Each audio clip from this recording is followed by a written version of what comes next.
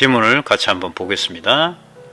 범죄가 성립하느냐 그 판단하는 기준이 뭐냐, 그게 행위의 위법성이라고 했습니다. 그런데 이 위법성을 어떻게 판단하느냐 하는 것은, 이 위법성은 구성요건에 해당해야 된다고 했습니다. 구성요건은 또 뭐냐, 우리나라 법률에서 범죄로 정해놓은 일정한 행위, 그 구성요건에 해당하면 위법성이 있다. 그래서 다른 사람의 물건을 훔친 행위는 절도죄라고 하는 구성요건에 해당하기 때문에 이것이 위법성이 인정된다는 것이죠.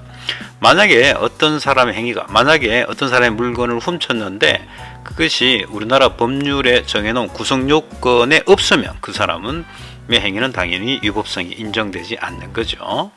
자, 그런데 우리 형법에서는 어떤 행위가 범죄 구성요건에는 해당해. 범죄의 구성요건에는 해당하지만 예외적으로 위법성을 배제하는 사유를 두고 있는데 이것을 위법성 조각 사유라고 한다. 여기서 이제 조각이란 말이 좀 어렵죠. 그런데 앞에 여기 풀이를 이렇게 해두었네. 배제한다. 즉 위법성이 배제된다. 다른 말로 하면 위법성이 소멸된다. 없어진다. 이런 말이죠. 그러니까 어떤 사람의 행위가 법률에서 정해놓은 구성요건에는 해당하지만 위법성이 인정되지 않는다. 그래서 그 사람의 행위가 범죄로 성립되지 않는다 하는 것을 얘기하는 거죠. 그래서 이번 첫 번째 단락의 핵심 요지와 요약은 이렇게 볼 수가 있을 것 같아요. 위법성 조각 사유의 개념이 무엇이냐, 구성요건에 해당하지만 예외적으로 위법성을 배제하는 사유를 위법성 조각 사유라고 한다. 자, 두 번째 단락 보면 다음 사례를 살펴보자 했으니까 위법성 조각 사유와 관련된 사례라고 볼 수가 있는 거죠. 그런데 이제 끝에 보면 이 사례는 위법성 조각 사유 중에 하나인 긴급 피난과 관련이 있다. 자, 이거 보면 어떤 배가 있는데 이 선장이 태풍이 심해지니까 어떤 행위를 했죠. 그런데 결과적으로 양식장에 큰 피해가 발생했어요. 그러니까 양식장 주인은 선장을 자기 양식장에 큰 피해를 입었으니까. 하지만 이 선장의 행위는 태풍이 몰아치는 상황에서 선박과 선원의 안전을 지키기 위한 것이라고 인정되어 위법성이 배제, 즉 위법성이 다른 말로 하면 조각된 거죠. 자, 이게 바로 긴급 피난이라고 볼 수가 있다. 이렇게 긴급 피난이 성립되면 이 선장의 행위는 구성요건에는 해당하지만, 법률에서 정해놓은 구성요건에는 해당하지만은 위법성 조각 사유에 해당하기 때문에 범죄가 성립하지 않는다. 이렇게 볼 수 있는 거죠. 그래서 여기서는 위법성 조각 사유 중에 하나인 긴급 피난의 사례에 대해서 얘기했고, 태풍으로 인해 양식장에 피해를 입힌 선장 행위는 긴급 피난에 해당하므로 위법성 조각 사유에 해당한다는 거죠. 자, 그런데 여기서 이제 이런 의문이 생길 수가 있죠. 자, 여기서 보면 양식장 주인은 억울하잖아. 왜? 자기가 큰 피해를 입었는데도 불구하고 선장에게 책임을 물을 수가 없으니까. 자, 그런데 이제 여기서 이 선장의 행위는 범죄, 즉 형법상의 책임은 없어요. 형법상의 책임은 없지만 무슨 책임은 있다? 민법상의 책임은 있는 겁니다. 민법상. 그래서 양식장 주인은 선장에게 무엇을 할 수 있어요? 민법상 손해배상 청구를 할 수가 있는 거죠. 그러면 선장은 당연히 자신이 한 행위에 대해서 민법상, 즉 다른 사람의 재산에 큰 손괴, 피해를 입혔으니까 그것에 대한 책임을 져야 하는 거죠. 물론 선장은 이럴 때를 대비해서 무엇을 들어두었을까요? 그래서 우리가 보험을 드는 겁니다. 그죠? 보험을 들었으니까 보험회사에서 이 양식장 주인에게 피해를 보상하게 되는 거죠. 자, 세 번째는 이 긴급 피난이라고 하는 것이 어떻게 성립하느냐는 거죠. 긴급 피난은 이러이러한 요건이 구비되어야 성립한다. 그러니까 세 번째 단락은 긴급 피난이 성립하기 위한 조건들을 이야기하는 것이겠죠.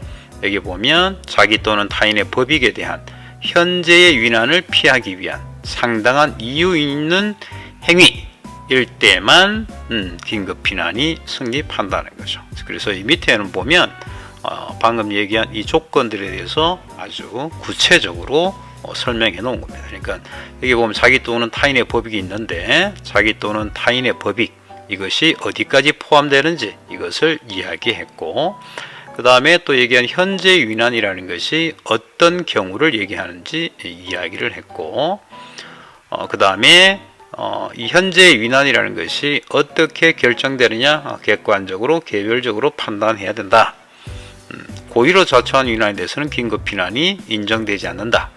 그 다음에 상당한 이유라고 하는 것은 무엇을 얘기하느냐, 이러이러한 것이 인정되는 이유를 말하는데, 여기 보면 보호되는 이익이 침해되는 이익보다 본질적으로 우월해야 된다. 아까 그 선장의 행위도 보면 자신의 배와 그 다음에 자신의 배에 타고 있는 선원의 생명을 보호하기 위해서 한 거죠. 그러니까 누구죠? 그 양식장 주인에게 침해되는 이익보다는 그 보호되는 이익이 훨씬 우월한 거죠. 그럴 때 긴급피난이 성립된다는 것입니다. 그래서 이번 단락에서는 긴급피난의 성립 조건, 어떤 개인, 즉 자신 혹은 타인의 법익에 대한 현재 위난을 피하기 위한 상당한 이유 있는 행위, 그런 것에 대해서 아주 구체적으로 설명을 해둔다, 이렇게 볼 수 있는 거죠. 자, 그 다음에는 긴급피난이라는 놈은 처벌되지 않는다, 위법성 조각사유에 해당하기 때문에 정당방위와 같다는 것이죠. 같다. 하지만 또 다른 점이 있어요. 법적 성격이. 정당방위라는 놈은 보면 현재의 위법한 침해를 방해하기 위한 상당한 이유 있는 행위입니다. 그런데 긴급피난은 위법하지 않은 침해에 대해서 일정한 한도에서 피난하는 겁니다. 그럼 여기 이제 다른 점이죠. 같은 점은 방금 조금 전에 얘기한 것처럼 처벌되지 않는다는 점. 다른 점은 뭐냐면 정당방위는 위법한 침해에 대해서 어떤 이유 있는 행위를 하는 겁니다. 그러니까 정당방위가 예를 들면 만약에 나한테 어떤 사람이 주먹으로 쳤다.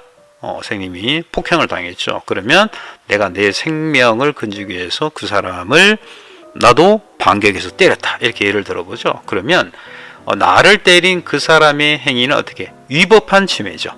그 사람의 한 행위 자체가 이미 불법입니다. 그런데 긴급피난은 위법하지 않은 침해라고 있죠. 아까 태풍이 불어서 파도가 많이 쳤어요. 그럼 태풍이 불어서 파도가 친 것이 위법한 행위라고 볼 수 있나요? 그렇지 않죠. 이건 자연재해잖아요. 예를 들면 이런 경우도 있죠. 만약에 내가 길을 걸어가고 있는데 갑자기 개가 아주 큰 맹견 10마리가 나한테 공격을 해서 선생님이 어떤 사람이 집에 창문을 깨고 들어가서 피난을 갔다고 생각을 해봅시다. 그러면 그 개한테 법적 책임을 물을 수 있어요? 없어요? 물을 수 없죠. 그러니까 개가 나를 공격하려고 한 거, 그것은 그 개한테 어떤 법적 책임을 물을 수 없는 거니까 이런 것은 긴급피난에 해당하고, 그 다음에 어떤 사람이 나에게 폭행을 했다면 그 사람의 행위 자체가 위법한 침해가 되는 거죠. 그런 점에서 각고 다르다. 그래서 긴급피난과 정당방위의 각고 다른 점, 위법성이 배제된다는 점에서 같다고 볼 수 있고, 위법한 침해이냐 아니냐에 따라서 다른 점이 있을 수 있다. 그런 얘기를 하고 있는 거죠. 자, 그 다음에는 보면, 자, 이런 긴급피난, 이런 사람들한테는 허용되지 않는데, 어떤 책임 있는 사람들, 이런 경찰관, 소방관, 의사. 자, 이거는 그 사람들에게 부과된 특별한 직무와 관련되어 있죠. 그래서 이 사람들은 직업상 감수해야 할 위험이 있다는 겁니다. 물론 그 사람들에게 긴급피난을 일반인들과 비교해서 금지하는 거지 무조건 금지하는 것은 아니라고 했습니다. 만약에 사람들이 있는 길거리에서 어떤 사람이 다른 사람을 때린다, 폭행을 한다고 했을 때 다른 사람들이 무서워서 도망갈 수가 있겠죠. 피난 갈 수 있는데 경찰관은 그렇게 해서는 안 된다는 거죠. 이런 것을 이야기하는 겁니다. 그래서 여기서는 긴급피난에 허용하지 않는 경우를 얘기하는데, 이건 특별한 직무와 관련해서 긴급피난을 허용하지 않는다.